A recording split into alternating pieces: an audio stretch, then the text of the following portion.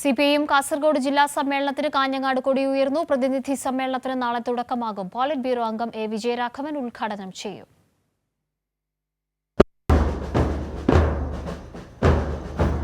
മുനയംകുന്ന്, കയ്യൂർ, പൈവളികെ, ചീമേനി രക്തസാക്ഷി സ്മൃതി കുടീരങ്ങളിൽ നിന്നും അത്ലറ്റുകളുടെയും റെഡ് വളണ്ടിയർമാരുടെയും അകമ്പടിയോടെ എത്തിച്ച കൊടിമര ജാഥകളും ജില്ലയിലെ 28 രക്തസാക്ഷി കുടീരങ്ങളിൽ നിന്നുള്ള ദീപശിഖാ ജാഥകളും അലാമിപ്പള്ളി പുതിയ ബസ് സ്റ്റാൻഡ് പരിസരത്ത് സംഗമിച്ചു.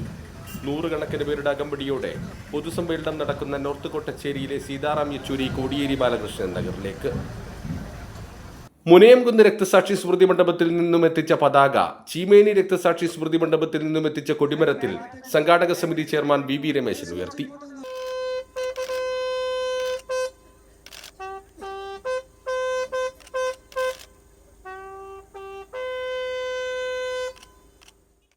ബുധനാഴ്ച പ്രതിനിധി സമ്മേളന നഗരിയിൽ കയ്യൂരിൽ നിന്നും എത്തിച്ച കൊടിമരത്തിൽ പൈവളികയിൽ നിന്നും എത്തിച്ച പതാക മുതിർന്ന നേതാവ് പി കരുണാകരൻ ഉയർത്തും.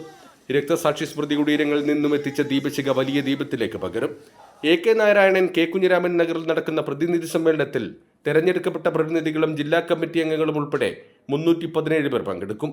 വെള്ളിയാഴ്ച സമ്മേളനത്തിന് സമാപനം കുറിച്ച റെഡ് വളണ്ടിയർ മാർച്ചും പൊതുസമ്മേളനവും നടക്കും. കൈരളി ന്യൂസ്, കാസർഗോഡ്.